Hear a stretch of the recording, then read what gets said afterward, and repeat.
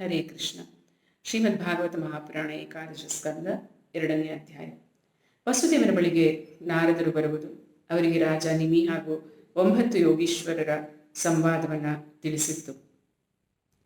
ಶ್ರೀ ಶುಕಮಹಾಮುನಿಗಳು ಹೇಳ್ತಾರೆ, ಲೈ ಗುರುನಂದನ, ಭಗವಾನ್ ಶ್ರೀಕೃಷ್ಣನ ಬಾಹುಬಲದಿಂದ ಸಂರಕ್ಷಿತ ದ್ವಾರಕಾಪುರಿಯಲ್ಲಿ ಶ್ರೀಕೃಷ್ಣ ದರ್ಶನದ ಲಾಲಸೆಯಿಂದ ನಾರದ ಮಹರ್ಷಿಗಳನ್ನು ನಾರದ ಮಹರ್ಷಿಗಳು ಮೇಲಿಂದ ಮೇಲೆ ಬಂದು ತಂಗುತ್ತಾ ಇದ್ದರು. ಎಲೈ ರಾಜನೇ, ಬ್ರಹ್ಮಾದಿ ದೇವತೆಗಳ ಉಪಾಸ್ಯನಾದ ಭಗವಂತನ ಚರಣಕಮಲಗಳ ದಿವ್ಯ ಮಧುರ ಮಕರಂದವನ್ನು ಪಾನ ಮಾಡದವನು, ಭಜಿಸದವನು, ಅವನ ಅಲೌಕಿಕ ರೂಪ ಮಾಧುರ್ಯವನ್ನು ನೋಡದವನು, ಮಂಗಳಮಯ ಧ್ವನಿಯನ್ನು ಕೇಳದವನು ಯಾರಿರುವನು? ಏಕೆಂದರೆ ಅವನು ಎಲ್ಲ ಕಡೆಯಿಂದ ಮೃತ್ಯುವಿನಿಂದ ಮುತ್ತಲ್ಪಟ್ಟವನಾಗಿದ್ದಾನೆ. ಒಮ್ಮೆ ನಾರದರು ವಸುದೇವನ ಅರಮನೆಗೆ ಬಂದಿರುತ್ತಾರೆ. ವಸುದೇವನ ಆದರಪೂರ್ವಕವಾಗಿ ಅವರನ್ನು ಅಭಿನಂದಿಸಿ ಸುಖಾಸನದಲ್ಲಿ ಕುಳ್ಳಿರಿಸಿ ಅವರನ್ನು ಯಥಾವಿಧಿಯಿಂದ ಪೂಜಿಸಿದನು, ಮತ್ತೆ ವಂದಿಸಿಕೊಂಡು ಇಂತೆಂದನು. ವಸುದೇವ ಹೇಳ್ತಾನೆ, ಮಹಾತ್ಮರಾದ ನಾರದರೆ, ನೀವು ಪುಣ್ಯ ಶ್ಲೋಕ ಭಗವಂತನ ಮಾರ್ಗಾನುಯಾಯಿಗಳು. ತಮ್ಮ ಸಂಚಾರವು ಎಲ್ಲ ಪ್ರಾಣಿಗಳ ಮಂಗಳಕ್ಕಾಗಿಯೇ ಇರುತ್ತದೆ. ತಂದೆ ತಾಯಿಯವರನ್ನೇ ಅವಲಂಬಿಸಿರುವ ಸಣ್ಣ ಮಕ್ಕಳಿಗೆ ಅವರು ಬಳಿಗೆ ಬಂದಾಗ ಪರಮಹರ್ಷವಾಗುವಂತೆ ನಿಮ್ಮಂತಹ ಮಹಾಪುರುಷರ ಆಗಮನವು ಎಲ್ಲ ಪ್ರಾಣಿಗಳಿಗೆ ಶ್ರೇಯಸ್ಕರವೇ ಆಗಿರುತ್ತದೆ. ಬೇರೆ ದೇವತೆಗಳ ವ್ಯವಹಾರ ಪ್ರಾಣಿಗಳ ಸುಖಕ್ಕಾಗಿಯೂ ದುಃಖಕ್ಕಾಗಿಯೂ ಇರುತ್ತದೆ. ದೇವತೆಗಳನ್ನು ವಿಧಿವತ್ತಾಗಿ ಪೂಜಿಸಿದರೆ ಸಂತೋಷಗೊಂಡು ಸುಖ ಕೊಡುತ್ತಾರೆ. ಪೂಜೆಯಲ್ಲಿ ಕೊರತೆಯಾದರೆ ಸಿಟ್ಟಾಗಿ ದುಃಖವನ್ನು ಕೊಡುತ್ತಾರೆ. ಆದರೆ ನಿಮ್ಮಂತಹ ಮಹಾತ್ಮರ, ಭಗವದ್ಭಕ್ತರ, ಸಂತರ ವ್ಯವಹಾರ ಯಾವಾಗಲೂ ಎಲ್ಲ ಪ್ರಾಣಿಗಳ ಹಿತಕ್ಕಾಗಿಯೇ ಇರುತ್ತದೆ. ಜನರು ದೇವತೆಗಳನ್ನು ಉಪಾಸನೆ ಮಾಡುವ ಭಾವಕ್ಕನುಸಾರ ದೇವತೆಗಳು ಫಲ ನೀಡುತ್ತಾರೆ. ಅವರು ನೆರಳಿನಂತಿರುತ್ತಾರೆ, ಕರ್ಮಕ್ಕನುಸಾರ ಫಲ ಕೊಡುತ್ತಾರೆ. ಆದರೆ ಸಾಧು ಮಹಾತ್ಮರ ಸ್ವಭಾವ ದೀನರ ಮೇಲೆ ಅಹೈತುಕವಾಗಿ ಕೃಪೆ ತೋರುವುದೇ ಆಗಿರುತ್ತದೆ. ಓ ಬ್ರಹ್ಮಸ್ವರೂಪರೇ, ಶ್ರದ್ಧಾಪೂರ್ವಕ ಶ್ರವಣಿಸುವುದರಿಂದ ಮನುಷ್ಯರು ಎಲ್ಲ ವಿಧದ ಭಯದಿಂದ ಮುಕ್ತರಾಗುವಂತಹ ಭಾಗವತ ಧರ್ಮದ ಕುರಿತು ಈಗ ನಾನು ನಿಮ್ಮಲ್ಲಿ ಕೇಳ್ತೇನೆ. ಭಗವಾನ್ ವಿಷ್ಣುವು ಮುಕ್ತಿದಾತನು. ಹಿಂದೆ ನಾನು ಆ ಮೋಕ್ಷದಾತನ ಭಗವಂತನ ಉಪಾಸನೆಯನ್ನು ಮೋಕ್ಷಕ್ಕಾಗಿ ಮಾಡದೆ ಅವನನ್ನು ನನ್ನ ಪುತ್ರ ರೂಪದಿಂದ ಪಡೆಯಲು ಮಾಡಿದ್ದೆ. ಏಕೆಂದರೆ ಆಗ ನಾನು ಅವನ ಮಾಯೆಯಿಂದ ಮೋಹಿತನಾಗಿದ್ದೆ. ಓ ಭಗವನ್ನಿಷ್ಠರೇ, ಪ್ರಪಂಚದ ದುಃಖಗಳು ಕೂಡ ಸುಖದಂತೆ ಭಾಸವಾಗುತ್ತದೆ. ಇದಂತಹ ವಿಚಿತ್ರವಾದ ವಿಷಯ. ಆದ್ಯಂತ ದುಃಖರೂಪವಾದ ಇಂತಹ ವಿಚಿತ್ರ ವ್ಯಸನಗಳಿಂದ, ದುಃಖಗಳಿಂದ ನಾನು ಆಯಾಸವಿಲ್ಲದೆ ನಿಶ್ಚಿತವಾಗಿ ಮುಕ್ತನಾಗುವಂತಹ ಸರಳವಾದ ಉಪಾಯವನ್ನು ತಿಳಿಸಿರಿ.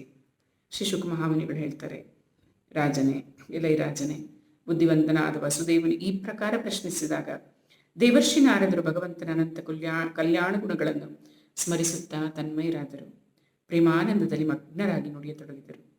ಶ್ರೀನಾರದರು ಹೇಳ್ತಾರೆ, ಓ ಯದುವಂಶ ಶಿರೋಮಣಿ, ನೀನು ಇಡೀ ವಿಶ್ವದ ಕಲ್ಯಾಣ ಮಾಡುವಂತಹ ಭಾಗವತ ಧರ್ಮದ ಕುರಿತು ಕೇಳುತ್ತಾ ಇದ್ದೀಯಾ?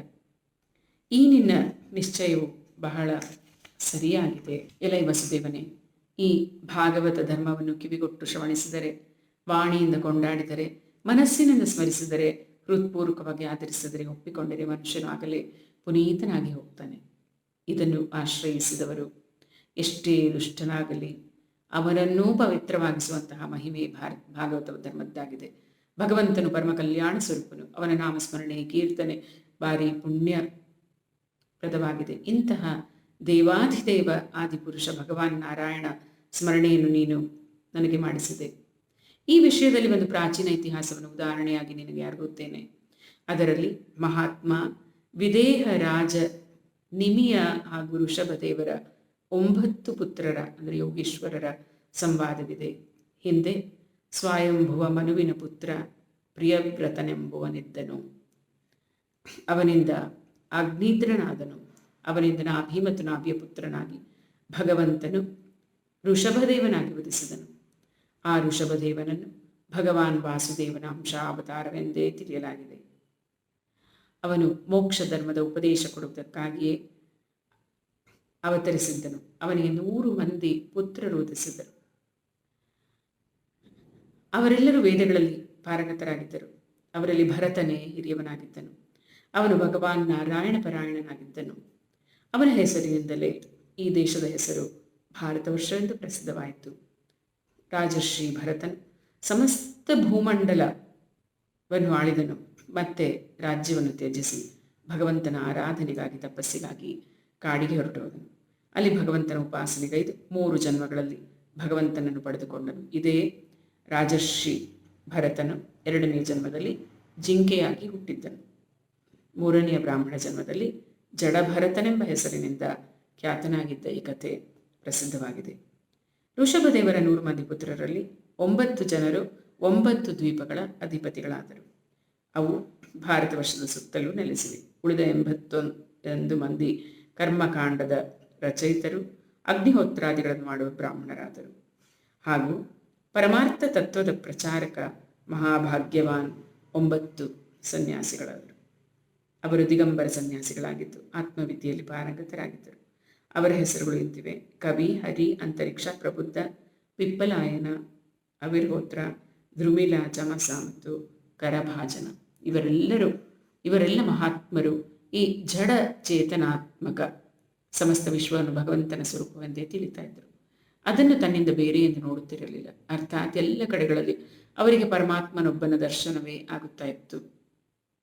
ಈ ವಿಧವಾಗಿ ಸರ್ವತ್ರ ಆತ್ಮಭಾವವನ್ನಿರಿಸಿಕೊಂಡು ಅದ್ವಿತೀಯ ಪರಮಾತ್ಮನನ್ನೇ ದರ್ಶಿಸುತ್ತಾ ವಿಶ್ವಾದ್ಯಂತ ಸಂಚರಿಸ್ತಾ ಇದ್ದರು.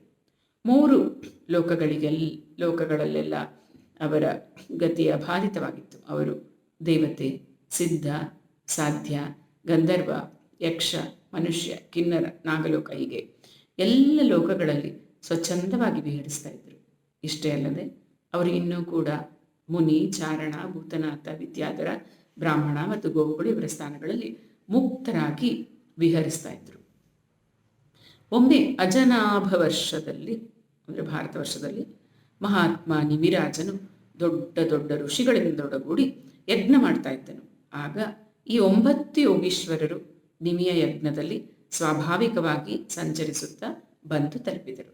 ಈ ಪರಮ ಭಾಗವತ ಮಹಾತ್ಮರು ಸೂರ್ಯನಂತೆ ತಮ್ಮ ಕಾಂತಿಯಿಂದ ಪ್ರಕಾಶಿಸುತ್ತಿದ್ದರು. ಇಂತಹ ಯೋಗೀಶ್ವರರನ್ನು ಕಂಡು ಯಜ್ಞ ಮಾಡುತ್ತಿದ್ದ ರಾಜ ನಿಮಿ, ಮೂರ್ತಿಮಂತ ಅಗ್ನಿದೇವರು, ಋತ್ವಿಜಾದಿ ಬ್ರಾಹ್ಮಣರು ಹೀಗೆಲ್ಲರೂ ಅವರ ಸ್ವಾಗತಕ್ಕಾಗಿ ಎದ್ದು ನಿಂತರು. ರಾಜ ನಿಮಿಯು ಆ 9 ಯೋಗೀಶ್ವರರನ್ನು ಭಗವಾನ್ ನಾರಾಯಣ ಪಾರಾಯಣನೆಂದು ಭಾವಿಸಿ ಬಹಳ ಹರ್ಷಿತನಾಗಿ ಅವರನ್ನು ಉಚಿತ ಆಸನಗಳಲ್ಲಿ ಕುಳ್ಳಿರಿಸಿ ವಿಧಿಪೂರ್ವಕ ಅವರನ್ನು ಪೂಜಿಸಿದನು. ಆ ಯೋಗೀಶ್ವರರು ಸಾಕ್ಷಾತ್ ಬ್ರಹ್ಮಮಾನಸ ಪುತ್ರರಾದ ಸನಕಾದಿಗಳಂತೆ ತಮ್ಮ ಕಾಂತಿಯಿಂದ ಪ್ರಕಾಶಿತರಾಗಿದ್ದರು. ರಾಜ ನಿಮಿಯು ವಿನಯದಿಂದ ತಲೆಬಾಗಿ ಕೈ ಜೋಡಿಸಿಕೊಂಡು ಪರಮ ಪ್ರೇಮದಿಂದ ಅವರಲ್ಲಿ ಇಂತು ಪ್ರಶ್ನಿಸಿದನು. ವಿದೇಹರಾಜನಾದ ನಿಮಿಯು ಹೇಳ್ತಾನೆ, ನಾನು ನಿಮ್ಮನ್ನು ಸಾಕ್ಷಾತ್ ಭಗವಾನ್ ಮಧುಸೂದನನ ಪಾರ್ಷದರೆಂದೇ ತಿಳಿಯುತ್ತೇನೆ. ಭಗವಾನ್ ಮಹಾವಿಷ್ಣುವಿನ ಸೇವಕರು, ದಾಸರು ಸಮಸ್ತ ಲೋಕಗಳನ್ನು ಪವಿತ್ರ ಮಾಡಲೆಂದೇ ಸಂಚರಿಸುತ್ತಾರೆ. ಈ ಮನುಷ್ಯ ಜನ್ಮವು ಜೀವರಿಗೆ ತುಂಬ ದುರ್ಲಭವಾಗಿದೆ ಹಾಗೂ ಕ್ಷಣಭಂಗುರವೂ ಆಗಿದೆ. ಅದರಲ್ಲಿಯೂ ಭಗವಂತನ ಭಕ್ತರಾದವರ ದರ್ಶನ ಭಾಗ್ಯ ದೊರೆಯುವುದು ಇನ್ನೂ ದುರ್ಲಭವಾಗಿದೆ.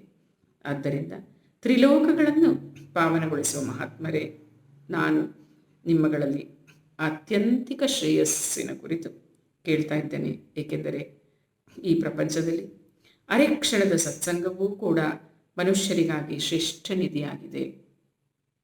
ನಾನು ಇದರ ಬಗ್ಗೆ ಯೋಗ್ಯ ಅಧಿಕಾರಿ ಎಂದು ತಿಳಿಯುವರಾದರೆ ದಯಗೈದು ಭಾಗವತ ಧರ್ಮಗಳ ಕುರಿತು ತಿಳಿಸುವವರಾಗಿ, ಆ ಭಾಗವತ ಧರ್ಮದಿಂದ ಅಜನ್ಮ ಭಗವಂತನು ಪ್ರಸನ್ನನಾಗಿ ತನ್ನ ಶರಣಾಗತ ಭಕ್ತರಿಗೆ ಸ್ವತಃ ತನ್ನನ್ನೇ ಕೊಟ್ಟುಕೊಳ್ಳುವನು.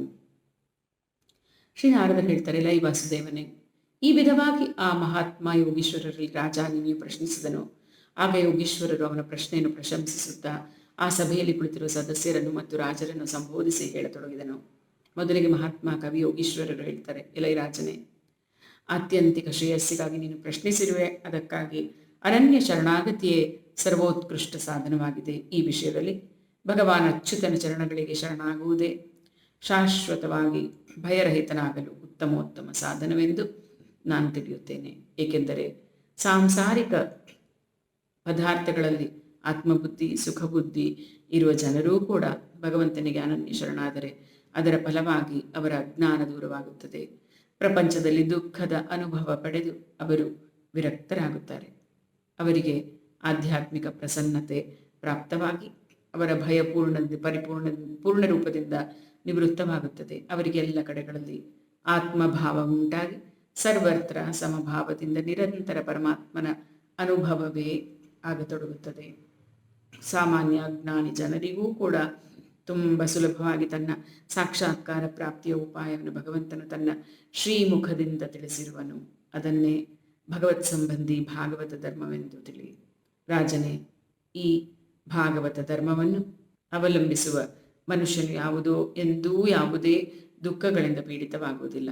ಕಣ್ಣು ಮುಚ್ಚಿ ಓಡಿದರೂ ಕೂಡ, ಅರ್ಥಾತ್ ವಿಧಿವಿಧಾನಗಳಲ್ಲಿ ಕೊರತೆ ಉಂಟಾದರೂ ಮತ್ತೆ ಅವನು ಪತಿತನಾಗಲಾರನು, ಫಲದಿಂದ ವಂಚಿತನೂ ಆಗಲಾರನು. ಮನುಷ್ಯನು ತನ್ನ ಶರೀರದಿಂದಾಗಲಿ, ವಾಣಿಯಿಂದಾಗಲಿ, ಮನಸ್ಸಿನಿಂದಾಗಲಿ, ಇಂದ್ರಿಯಗಳಿಂದಾಗಲಿ, ಬುದ್ಧಿಯಿಂದಾಗಲಿ, ಅಹಂಕಾರದಿಂದಾಗಲಿ ಅಥವಾ ತನ್ನ ಸ್ವಭಾವಕ್ಕನುಸಾರ ಯಾವುದೇ ಕರ್ಮ ಮಾಡಿದರೂ ಅದೆಲ್ಲವನ್ನು ಪರಮಾತ್ಮ ಭಗವಾನ್ ನಾರಾಯಣನಿಗೆ ಅರ್ಪಿಸಿಬಿಡುವುದೇ ಬಹಳ ಸರಳ ಸುಲಭ ಉಪಾಯವಾಗಿದೆ. ಭಗವಂತನಲ್ಲದೆ ಬೇರೆ ವಸ್ತುಗಳಲ್ಲಿ ಗೇಹಾದಿಗಳಲ್ಲಿ ಆಸಕ್ತಿ ಇರುವುದರಿಂದಲೇ, ಅರ್ಥಾತ್ ಅಸತ್ ವಸ್ತುವಿನ ಅಸ್ತಿತ್ವವನ್ನು ಒಪ್ಪಿಕೊಂಡು ಅದರ ಕುರಿತು ಹೆಚ್ಚಿನ ಪ್ರೀತಿ ಇರುವುದರಿಂದಲೇ ಭಯ ಉಂಟಾಗುತ್ತದೆ. ಇಂತಹ ಸ್ಥಿತಿಯಲ್ಲಿ ಅವನು ಪರಮಾತ್ಮನಿಂದ ವಿಮುಖನಾಗುತ್ತಾನೆ. ಅವನು ಭ್ರಮೆಯಿಂದ ಅನಾತ್ಮ ವಸ್ತುಗಳಲ್ಲಿ ಆತ್ಮಬುದ್ಧಿಯನ್ನು ಇರಿಸುತ್ತಾನೆ. ಅದರಿಂದಾಗಿ ತನ್ನ ನಿಜ ಸ್ವರೂಪವನ್ನು ಮರೆಯುತ್ತಾನೆ. ಭಗವಂತನ ಮಾಯೆಯಿಂದಲೇ ಹೀಗಾಗುತ್ತದೆ. ಆದ್ದರಿಂದ ಬುದ್ಧಿವಂತನಾದವನು ಅಜ್ಞಾನದಿಂದ ಬಿಡುಗಡೆ ಹೊಂದಲು ಅನನ್ಯ ಭಕ್ತಿಪೂರ್ವಕ ಓರ್ವ ಪರಮಾತ್ಮನಿಗೇ ಶರಣಾಗಬೇಕು. ಇದಕ್ಕಾಗಿ ಗುರುವಿನಲ್ಲಿ ಭಗವದ್ಬುದ್ಧಿ ಇರಿಸಬೇಕು. ವಾಸ್ತವದಲ್ಲಿ ಪರಮಾತ್ಮ ತತ್ವವೇ ಸತ್ಯವಸ್ತುವಾಗಿದೆ. ಆದರೆ ನಾನಾತ್ವ ಅಂದರೆ ಪ್ರಪಂಚವನ್ನು ಚಿಂತಿಸುವವರಿಗೆ ಆ ವಸ್ತುಗಳ ಚಿಂತನೆಯಿಂದ ಬುದ್ಧಿಯಲ್ಲಿ ಅವುಗಳ ಪ್ರತೀತಿ ಉಂಟಾಗುತ್ತದೆ. ಅವನ್ನೇ ಸತ್ತೆಂದು ಒಪ್ಪಿಕೊಂಡಿರುವುದರಿಂದ ಅಸತ್ ಪದಾರ್ಥಗಳ ಸತ್ತೆಯನ್ನು ಸ್ವೀಕರಿಸುತ್ತಾರೆ. ಆದರೆ ಸ್ವಪ್ನಾವಸ್ಥೆಯ ದೃಶ್ಯಗಳು ಎಚ್ಚರವಾದ ಮೇಲೆ ಅವುಗಳ ಮಿಥ್ಯತ್ವ ಅರಿವಿಗೆ ಬರುತ್ತದೆ. ಹಾಗೆಯೇ ಸಾಂಸಾರಿಕ ವಿಷಯಗಳ ಕುರಿತು ಮಾಡಲಾದ ಜಾಗೃತ್ ಅವಸ್ಥೆಯ ಮನೋರಥಗಳು ಮಿಥ್ಯೆಯೇ ಆಗಿವೆ. ಆದ್ದರಿಂದ ಬುದ್ಧಿವಂತರಾದವರು ಪ್ರಾಪಂಚಿಕ ಕರ್ಮಗಳ ಸಂಬಂಧದಲ್ಲಿ ಸಂಕಲ್ಪ ವಿಕಲ್ಪ ಅಲೆಯುವ ಮನಸ್ಸನ್ನು ತಡೆಯಬೇಕು. ಹೀಗೆ ಮಾಡುವುದರಿಂದಲೇ ಅವರಿಗೆ ಅಭಯ ಪದದ ಅರ್ಥಾತ್ ಪರಮಪದದ ಪ್ರಾಪ್ತಿ ಆಗಿ ಹೋದಿತ್ತು. ಜಗತ್ತಿನಲ್ಲಿ ಭಗವಂತನ ಜನ್ಮ ಕರ್ಮಗಳ ಲೀಲೆಗಳ ಬಹಳ ಮಂಗಳಮಯ ಕಥೆಗಳು ಪ್ರಸಿದ್ಧವಾಗಿದೆ. ಇದನ್ನು ಶ್ರವಣ ಮನನ ಮಾಡುವುದೇ ಮನಸ್ಸನ್ನು ಭಗವಂತನಲ್ಲಿ ತೊಡಗಿಸುವ ಉಪಾಯವೆಂದು ಹೇಳಲಾಗಿದೆ. ಹಾಗೆಯೇ ಅವನ ಗುಣಗಳನ್ನು ಲೀಲೆಗಳನ್ನು ಸ್ಮರಣೆಗೆ ತರುವ ಭಗವಂತನ ಅನೇಕ ನಾಮಗಳು ಪ್ರಸಿದ್ಧವಾಗಿವೆ.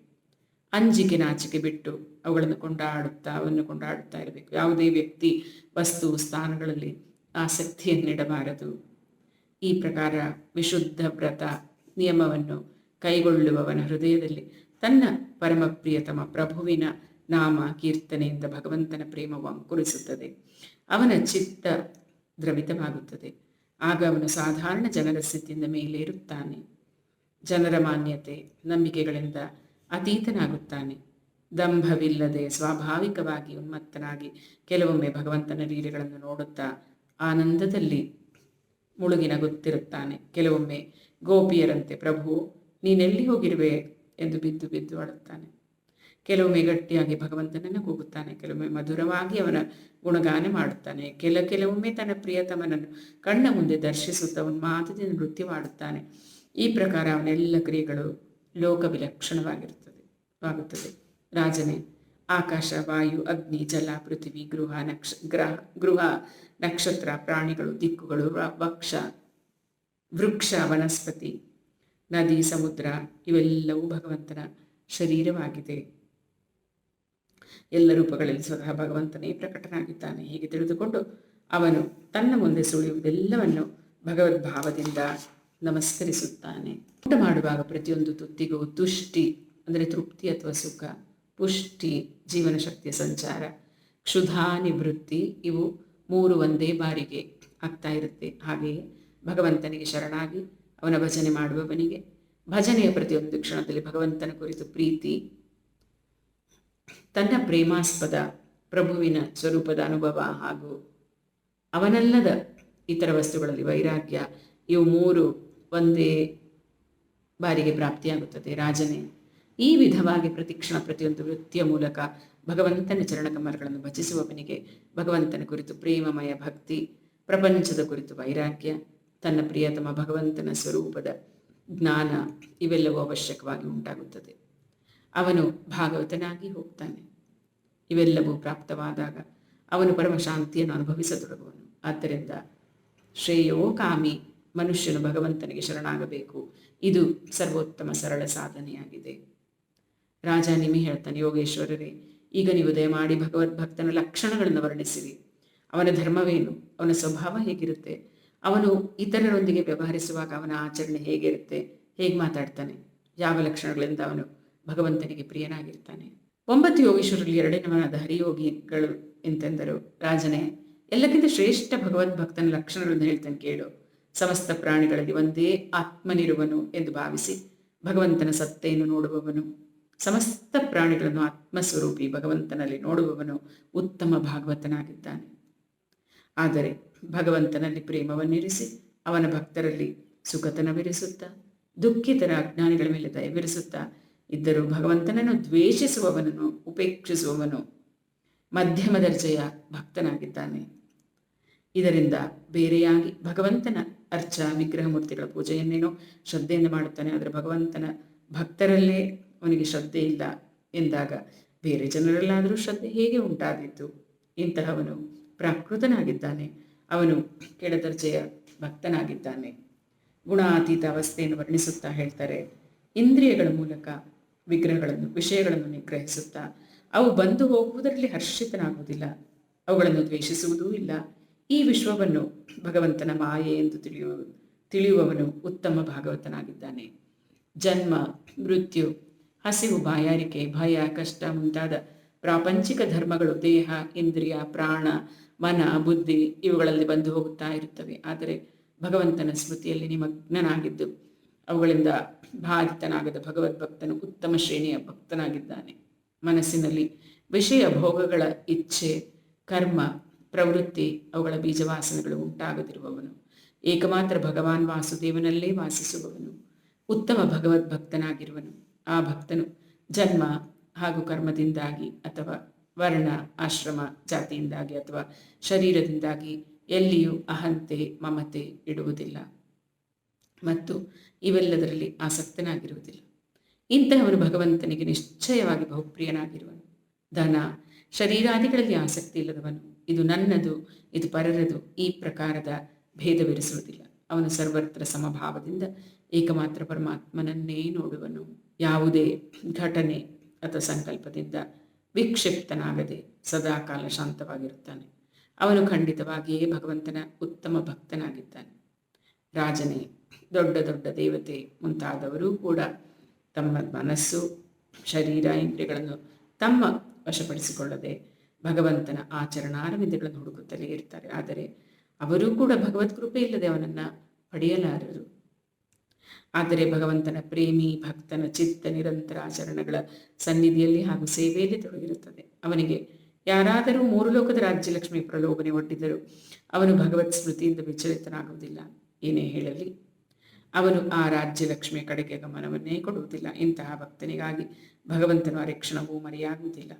ಅವನು ಕೂಡ ಭಗವಂತನಿಂದ ಮರೆಯಾಗುವುದಿಲ್ಲ. ಇಂತಹ ಭಗವದ್ಭಕ್ತನು ವೈಷ್ಣವರಲ್ಲಿ ಅಗ್ರಗಣ್ಯನಾಗಿದ್ದಾನೆ, ಎಲ್ಲರಿಂದ ಶ್ರೇಷ್ಠನಾಗಿದ್ದಾನೆ. ಭಗವಂತನ ಪರಾಕ್ರಮ ಅಸೀಮವಾಗಿದೆ. ಇಂತಹ ಆ ಪ್ರಭುವಿನ ಪಾದ ನಖ ಚಂದ್ರಿಕೆಯಿಂದ ಶರಣಾಗತ ಭಕ್ತರ ಹೃದಯದ ಸಂತಾಪವು ಒಮ್ಮೆಗೆ ದೂರವಾಗಿ ಬಿಡುತ್ತದೆ. ಆ ಭಕ್ತನು ಭಗವಂತನ ಭಕ್ತಿಯಲ್ಲಿ ಇರುತ್ತಾನೆ. ಭಗವಂತನ ಶರಣಗಳಲ್ಲಿ ಅನನ್ಯ ಶರಣಾಗತಿಯ ಹೊರತು ಅವನು ಎಲ್ಲಿಗೂ ಹೋಗಲಾರನು. ಚಂದ್ರೋದಯವಾದ ಬಳಿಕ ಸೂರ್ಯನ ಪ್ರಖರ ತಾಪ ಬಾಧಿಸದಂತೆ ಅವನನ್ನು ಕಾಮ, ಕ್ರೋಧಾದಿ ಶತ್ರುಗಳು ಮತ್ತೆ ಭಾವಿತನನ್ನಾಗಿಸಲಾರವು. ಭಗವಂತನ ನಾಮವನ್ನು ವಿವಶನಾಗಿ ಉಚ್ಚರಿಸಿದರೂ ಕೂಡ ಭಗವಂತನು ಅವನ ಪೂರ್ಣ ಪಾಪರಾಶಿಯನ್ನು ತತ್ಕಾಲವೇ ನಾಶ ಮಾಡಿಬಿಡ್ತಾನೆ. ಅಂತಹ ಸ್ವಯಂ ಭಗವಾನ್ ಶ್ರೀಹರಿಯು ಅವನ ಹೃದಯದಿಂದ ಒಂದು ಕ್ಷಣವೂ ಅಗಲುವುದಿಲ್ಲ. ಏಕೆಂದರೆ ಅವನು ಪ್ರೇಮ ಸೂತ್ರದಿಂದ ಅವನ ಚರಣ ಕಮಲಗಳನ್ನು ಗಟ್ಟಿಯಾಗಿ ಕಟ್ಟಿಟ್ಟಿರುವನು. ನಿಜವಾಗಿಯೂ ಇಂತಹವನೇ ಭಗವಂತನ ಭಕ್ತರಲ್ಲಿ ಅಗ್ರೇಸನಾಗಿರುವನು. ಅವನೇ ಮಹಾಪುರುಷನಾಗಿದ್ದಾನೆ ಎಂಬಲಿಗೆ 2ನೇ ಅಧ್ಯಾಯ ಮುಗಿಯಿತು. ಶ್ರೀಕೃಷ್ಣಾರ್ಪಣಮಸ್ತು. ओम नगो इति श्रीमद्भागवते महापुराणे पारमहंस्यां संहितायाम् एकादशस्कन्धे द्वितीयोऽध्यायः। ओम नमो भगवते वासुदेवाय। ओम नमो भगवते वासुदेवाय। ओम नमो भगवते वासुदेवाय।